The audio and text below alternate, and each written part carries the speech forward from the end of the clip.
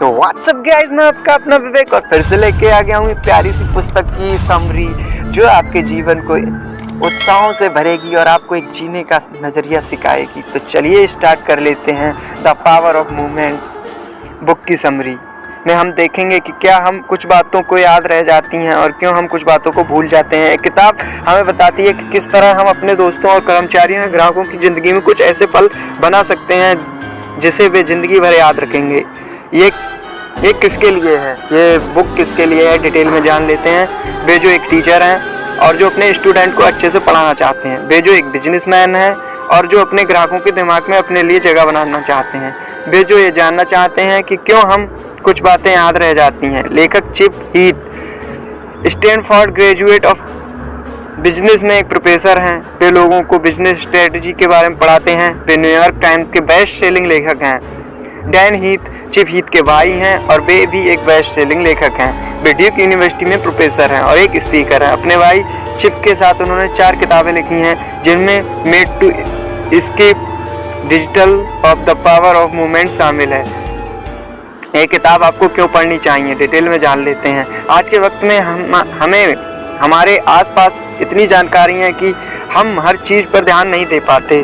दिन के अंत में जब हम ये सोच रहे होते हैं कि आज का दिन हमने कैसे बिताया, तो हमें ज़्यादातर बातें भूल चुके होते हैं। स्कूल से लौटने पर अगर आप एक बच्चे से पूछें कि उसने क्या सीखा, तो अक्सर कहता है कुछ खास नहीं। ऐसे हालात में अगर आप चाहते हैं कि आप किसी व्यक्ति को कोई बात बताएं और वह उसे याद रहे, तो ये किताब आपके लिए है। आप चाहें आप एक टीचर हैं जो आपके बच्चों को अच्छे से पढ़ाना चाहते हैं, या फिर एक बिजनेसमैन है जो अपने ग्राहकों के दिमाग में बने रहना चाहते हैं। ये किताब हर किसी के लिए कुछ ऐसे तरीके बताती है जिसका इस्तेमाल कर आप अपने लोगों को वो याद दे सकते हैं जो उन्हें ज़िंदगी भर याद रहे। इस बुक को पढ़कर आप क्या सीखेंगे, डिटेल में जान लेते हैं। किस तरह से आप लोगों के दिमाग में अपने लिए जगह बना सकते हैं। किन वजहों से एक व्यक्ति कुछ बातें याद रहती हैं। जिन चीज़ें याद रखने से किस तरह से आप खुद को मोटिवेट रख सकते हैं। सीखने को मज़ेदार बनाने के लिए एक टीचर को अपने क्लास का माहौल बदलना होगा। सूजन बेडफोर्ड इंग्लिश की टीचर थीं और ग्रेग जोराइल सोशल स्टडी के टीचर थे। वे हाई स्कूल के बच्चों को एक मज़ेदार तरीके से पढ़ाते थे जिसमें उन्हें स्टूडेंट को सब कुछ याद रहे। ऐसा करने के लिए उन्होंने अपने क्लास का एक पढ़ने का तरीका बदल दिया था। वे जानते थे कि बच्चों को स्पोर्ट और स्कूल के खेल पसंद है। वे जानते थे कि सारी चीज़ें उन्हें लंबे समय तक याद रहती हैं, लेकिन वे क्लास में पढ़ाई गई चीज़ों को शाम तक भूल जाते हैं। इसलिए उन्होंने विलियम गोल्डन की लिखी यानी novel Lord of the flies को पढ़ाने के लिए बच्चों को ही वकील बना दिया। उन्होंने उन्हें एक नाटक करने को दिया जिसमें विलियम गोल्डिस को कटघरे में खड़ा कर इस पर बहस करते हैं कि उन्होंने इस नॉवल में इंसानों को जिस तरह से दिखाया है वो सही है या नहीं। इस नाटक को करने के लिए उन्होंने बच्चों के 2 ग्रुप्स में बांट दिया, जिसमें से एक ग्रुप विलियम गोल्डिक्स को सही साबित करने की कोशिश करता है और दूसरा उन्हें गलत साबित करने की। यह नाटक उन्होंने अपने पेरेंट्स, टीचर और स्कूल के दूसरे स्टाफ के सामने किया। इसे करने के लिए उन्हें वह पूरी नॉवल अच्छे से पढ़कर तैयार करनी पड़ी। इस तरह से उन्होंने अपने स्टूडेंट्स को कानूनी तरीके के बारे में, लिटरेचर के बारे में बहुत अच्छे से पढ़ाया। ये सारी बातें उन्हें स्टूडेंट्स को काफ़ी समय तक याद रहीं। उनका यह नाटक लोगों को इतना पसंद आया कि स्कूल ने इसे एनुअल इवेंट में शामिल कर दिया। इस तरह से हर किसी को भी नाटक और उसमें छिपी हुई सारी जानकारी मिल गई। अपने बिजनेस में कुछ अलग काम कर रहे हैं, आप लोगों के दिमाग में हमेशा के लिए बच सकते हैं। हर बिजनेस का अपना एक स्क्रिप्ट होता है। अगर आप स्क्रिप्ट में कुछ इस तरह का बना दें कि आपके ग्राहक इससे चौंक जाएं, तो आप उन्हें हमेशा के लिए याद रह जाएंगे। एग्जाम्पल के लिए, एक रेस्टोरेंट में एक ग्राहक को अगर उसका खाना ठंडा मिले, तो यहाँ पर हर किसी की स्क्रिप्ट होगी कि ग्राहक से माफ़ी मांगना, उससे वादा करना कि ऐसा फिर कभी नहीं होगा, और ग्राहक बदलने में वेटर को टिप नहीं देता था। लेकिन अगर यहाँ पर स्क्रिप्ट को बदल दिया जाए, अगर खाना ठंडा मिलने पर रेस्टोरेंट न सिर्फ माफ़ी मांगे बल्कि ग्राहक को गर्म खाना फ्री में ला कर दे, ग्राहक इससे बहुत खुश हो सकता है। साथ ही उसके वापस आने की संभावना भी बढ़ जाएगी। इस तरीके का इस्तेमाल कर बिजनेस में किया जा सकता है। एग्जाम्पल के लिए, एक बार एक परिवार रिट्स कार्लन होटल में रुका था, लेकिन जाते वक्त उसने बच्चों का छोटा सा जिराफ का खिलौना वहीं छूट गया था। बाद में परिवार ने होटल को फ़ोन लगाया और कहा कि वो उस जिराफ को उसके घर तक ले आएं और हो सके तो उनकी संतुष्टि के लिए उसकी एक फ़ोटो अभी भेज दें। इसके बाद कार्लन होटल वालों ने जिराफ को बहुत से मज़ेदार फ़ोटो भेजी जहां पर वो जिराफ स्विमिंग पूल के बगल में बैठा था, फिर वो एक स्पा ट्रीटमेंट करवा रहा था और फिर वो एक तोते के साथ बैठा हुआ था। इस तरह से उस होटल ने अपने ग्राहकों को इतने अलग तरीके से खुश किया कि उसके ग्राहक वापस लौटकर उनके पास आने लगे। तो इस तरह से आप भी अपने बिजनेस में अपने ग्राहकों के लिए कुछ ऐसा कर सकते हैं जिससे आप उन्हें हमेशा के लिए याद रह जाएं। याद रखने वाले चीज़ों को मदद से आप लोगों की गंदी आदतों को बदल सकते हैं। बहुत से लोग को खाना खाने से पहले हाथ ना धोने की आदत होती है, खास तौर पर जब वे घर से बाहर कहीं खाना खा रहे होते हैं तो वे अक्सर हाथ नहीं धोते। लेकिन जब प्यूरल इंस्टेंट हैंड सैनिटाइजर ने अपना हाथ साफ करने वाले जर्म सेल लॉन्च किया तो इसके बाद बहुत से लोगों ने न सिर्फ खाना खाने से पहले धोने की आदत डाली बल्कि उन्हें एक प्रोडक्ट इस्तेमाल करने की आदत पड़ गई। अलीना प्यूरल इंस्टेंट हैंड सैनिटाइजर अपने ऐड में दिखाया कि 2003 में एक सर्वे में यह बात सामने आई कि बहुत से लोग एयरपोर्ट के बाथरूम को इस्तेमाल करने के बाद अपने हाथ नहीं धोते। न्यूयॉर्क एयरपोर्ट के बाथरूम के इस्तेमाल करने वाले 30% लोग, मियामी एयरपोर्ट के 19% लोग और शिकागो के 27% लोग अपना हाथ नहीं धोते। एक फोन सर्वे में यह बात सामने आई है कि सिर्फ 58% लोगों ने कहा कि वे छींकने या खांसने के बाद अपने हाथ धोते हैं और सिर्फ 77% लोगों ने कहा कि वे डायपर बदलने के बाद अपना हाथ धोते हैं। 1972 की एक स्टडी में यह पाया गया कि 13% सिक्कों में और 42% नोट में बाथरूम के बैक्टीरिया और स्टेफिलिन फोकस नाम के बैक्टीरिया पाए जाते हैं। इसे ऐड को देखने के बाद बहुत से लोगों को लगा कि वो गंदगी के साथ रह रहे हैं। इसके बाद उनमें से बहुत से लोगों ने न सिर्फ अपने समय पर हाथ धोने की आदत डाली बल्कि वे प्योर इंस्टेंट हैंड सैनिटाइजर को अपने साथ लेकर घूमने लगे। इस तरह से उन्होंने लोगों के दिमाग में याद रखने वाली एक बात डाली जिससे लोगों का बर्ताव बदल गया। जरूरी नहीं है कि आपने सपनों के पीछे भागने से आपको कामयाबी मिले, लेकिन इससे आपको कुछ यादगार लम्हे जरूर मिल जाएंगे। जिंदगी किसी भी चीज़ की गारंटी नहीं है, लेकिन ये ज़रूरी नहीं है कि आप जो काम करना चाहते हैं उसमें आपको कामयाबी मिले। लेकिन अगर आप कामयाबी भी नहीं मिलती है तो अपनी ज़िंदगी भर के लिए कुछ अनुभव मिल जाएंगे। एग्जाम्पल के लिए एक चैंडवेल को ले लीजिए जो खुद की एक बेकरी खोलना चाहती थी। वो एक जानवर की डॉक्टर की असिस्टेंट थी और कुछ हफ्तों से पोर्टलैंड ऑरेगन की ओर बेकरी पर बेकिंग कर रही थी। उन्हें यह काम बहुत अच्छा लगा और उन्होंने सोचा कि वे खुद की बेकरी खोलेंगी।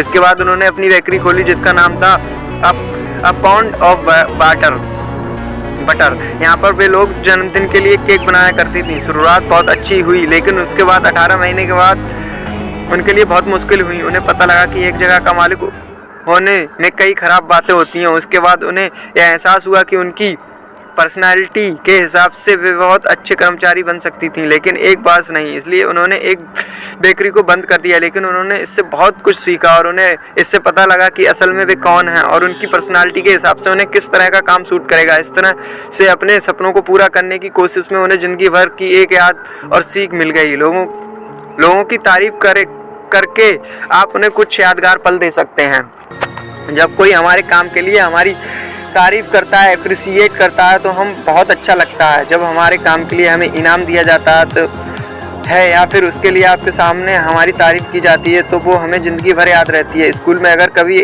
आपको इनाम मिला तो आपको वो ज़रूर याद होगा। 1983 में कीरा स्लूप नाम की एक 13 साल की लड़की थी जिसे गाना गाने का बहुत शौक था, लेकिन उसका हेयर स्टाइल बहुत ख़राब था। उसके दांत भी सही आकार में नहीं थे और वह बदसूरत दिखती थी। उसकी वजह से दूसरे बच्चे उसे चिढ़ाते थे। एक बार उसकी नई म्यूजिक टीचर ने उसे जब गाते हुए सुना तो उसने कहा उसकी आवाज़ बहुत भद्दी है। इससे कीरा को बहुत धक्का लगा और उसे गाना छोड़ दिया। इसके बाद वो गाने के नाम पर सबके बीच खड़ी होकर सिर्फ अपने होंठ हिलाती थी। लेकिन बाद में कीरा के समर कैंप में एक दूसरे म्यूजिक टीचर ने जब देखा कि कीरा गाने के नाम पर सिर्फ होंठ हिला रही थी तो उन्होंने कीरा को सबके सामने बुलाया और उसे गाने के लिए मनाया। इस बात पर जब कीरा ने गाना गाया तो उसकी टीचर ने कहा उसकी आवाज़ में तो बहुत अच्छी है। फिर दोनों के साथ मिलकर बहुत समय तक प्रैक्टिस की। उस टीचर ने कीरा को एहसास दिलाया कि उसके पास एक सच्चा हुनर है। उससे कीरा का आत्मविश्वास बढ़ा और प्रैक्टिस करने से वे बहुत अच्छा गाने भी लगी।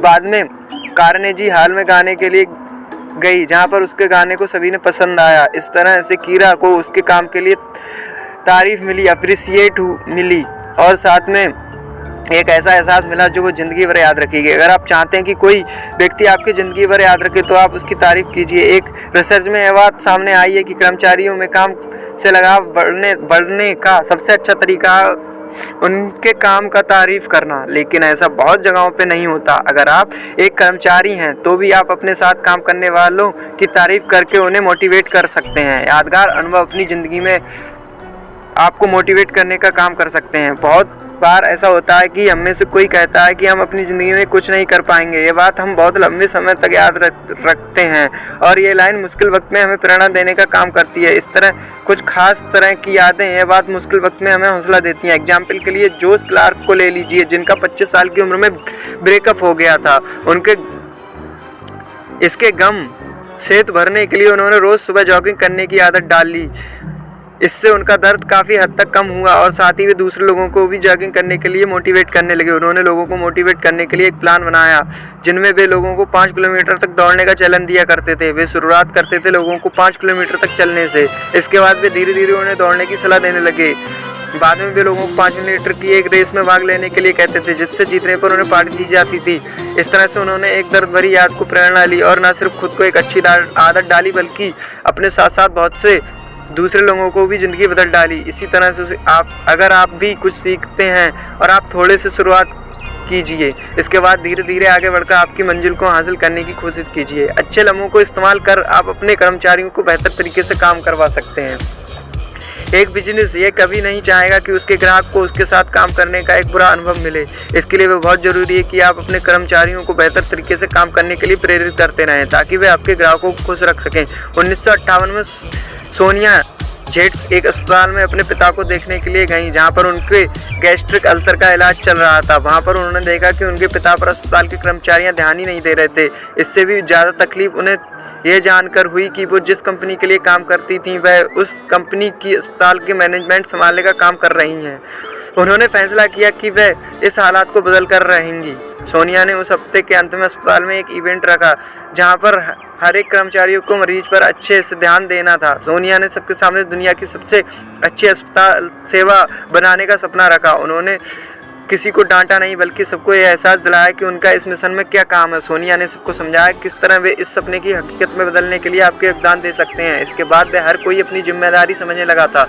अस्पताल का स्टाफ अब मरीजों को नियत से चेक कर रहा था, उन्हें कुछ छोटे गिफ्ट समय समय पर दे रहा था, जैसे कि फूल या केक। अगर अच्छे लम्हों का इस्तेमाल सही से किया जाए तो इससे पूरी स्कूल सिस्टम बदल सकता है। 2010 में स्टेट एलिमेंट्री स्कूल को वाशिंगटन डीसी का सबसे बेकार स्कूल रेट किया गया था। कार्ली फिसेरो को वहां का एक नया प्रिंसिपल चुना गया और वे वहां पर एक बदलाव लाना चाहती थी। उन्होंने टीचरों को काम पर रखा, क्लास की मरम्मत और साफ सफाई कराई, लेकिन जल्दी उन्होंने एहसास हुआ कि इसमें कुछ खास बदलाव नहीं हो रहा है। स्कूल की शुरुआत नए टीचर और नए क्लासरूम के साथ हुई, लेकिन फिर भी बच्चे क्लास में पढ़ने के लिए नहीं आ रहे थे। लगभग 28% बच्चे क्लास में बोर होने के बाद क्लास छोड़कर चले जाते थे। स्कूल के स्टाफ को इसके पीछे की वजह नहीं समझ आ रही थी। अंत में फिसरो को लगा कि अब उन्हें बच्चों के माता पिता को मिलना चाहिए। उन्होंने लगा कि इस तरह से वे बच्चों को अच्छे से समझ पाएंगे और स्कूल में एक अच्छा माहौल बना पाएंगे, जिससे बच्चों का मन इस पे लगेगा। सालों से माता पिता को लगता था कि स्कूल के टीचर बच्चों को अच्छे से पढ़ा नहीं पा रहे हैं और स्कूलों के टीचर को लगता था कि माता पिता अपने बच्चों को अच्छी बातें नहीं सिखा रहे हैं। इसलिए जब फिसरो पहली बार अपने स्कूल के सारे टीचर को लेकर बच्चों के माता पिता के मिलने गईं, तो वे स्कूल और बच्चों के घर के बीच में एक बेहतर संबंध बना सकीं।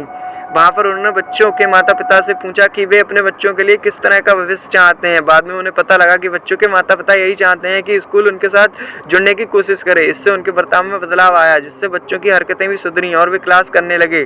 तो इस तरह से आप लोगों को एक बेहतर अनुभव देकर उनके बर्ताव में बदलाव ला सकते हैं। अगर आप अपने बच्चों को बदलना चाहते हैं तो उनमें नैतिकता पैदा करने की कोशिश कीजिए। कंक्लूजन, इस पुस्तक का क्या कंक्लूजन निकलता है, चलिए जान लेते हैं डिटेल में। हमारी ज़िंदगी में अक्सर कुछ ऐसे पल होते हैं जो हमें काफ़ी लंबे समय तक याद रहते हैं और उनका असर हम पर बहुत गहराई से होता है। इस ताकतवर लम्हों की मदद से हम बच्चों को बेहतर तरीके से पढ़ा सकते हैं, ग्राहकों को खुश रख सकते हैं, खुद से अच्छी आदत पैदा कर सकते हैं और साथ ही अपने साथियों को एक ऐसा एहसास दे सकते हैं जिससे वे सारी उम्र याद रखें। क्या करें? अपनी निजी रिश्तों में यादगार पल बनाइए। ये करना उतना ही मुश्किल नहीं है जितना आप सोच रहे हैं। आप अपने पार्टनर से अपना प्यार जताने के लिए एक कार्ड लिख सकते हैं और उन्हें बता सकते हैं कि आप उनकी कितनी इज्जत करते हैं। छोटे छोटे पल अक्सर वे यादें बनाते याद रखते हैं। तो दोस्तों, आपको आज का हमारा द पावर ऑफ मूवमेंट इस बुक की समरी कैसे लगी, नीचे कमेंट्स करके ज़रूर बताइए। इस पुस्तक की समरी को दोस्तों के साथ शेयर करिए और आने वाली वीडियो को देखने के लिए हमारे चैनल को लाइक करें, शेयर करें और सब्सक्राइब करें और बेल आइकन पर क्लिक करना ना भूलें, ताकि आने वाली वीडियो का नोटिफिकेशन सबसे पहले आप तक पहुंच सके और आपकी जीवन प्रेरणाओं से भर सके। Thank you guys, everyone love you.